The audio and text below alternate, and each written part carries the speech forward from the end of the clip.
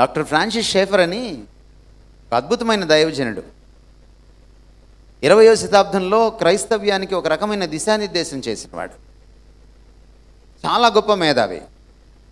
ప్రపంచంలో ఉన్నటువంటి అన్ని రకాల ఇజమ్స్ని చదివి ఆయన క్రైస్తవం ఎందుకు గొప్పదో నిరూపించినవాడు. ఫ్రాన్సిస్ షేఫర్ ఒక రోజున ఇలాగే ఒక కాన్ఫరెన్స్కి లోపలికి వెళ్తున్నప్పుడు అక్కడ చింపిరి గుడ్డలు వేసుకున్న గడ్డం పెరిగిపోయిన మాసిన గడ్డంతో ఒకరిని చూశాడు. ఆయన మళ్ళీ వెనక్కి వచ్చి అతనికి నమస్కారం పెట్టి అతన్ని పలకరించి షేక్ హ్యాండ్ ఇచ్చి నవ్వి మనస్ఫూర్తిగా అతను ఎవరో తెలియదు ఇతనికి, ఈ పెద్ద మహానుభావుడికి. ఆయన అప్పటికే చాలా పెద్ద సెలబ్రిటీ.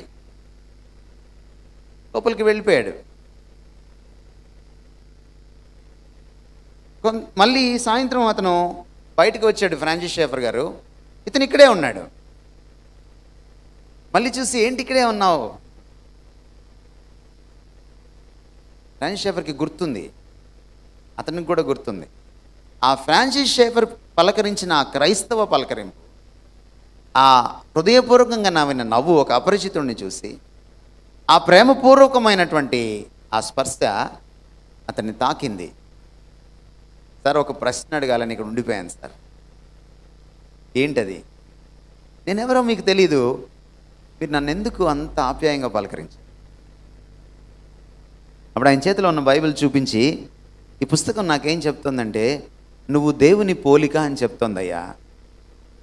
నువ్వు దేవుని పోలికవయ్యా, స్వరూపానివయ్యా, నా దేవుడి పోలిక నువ్వు. అందుకే నిన్ను ఆప్యాయంగా పలకరి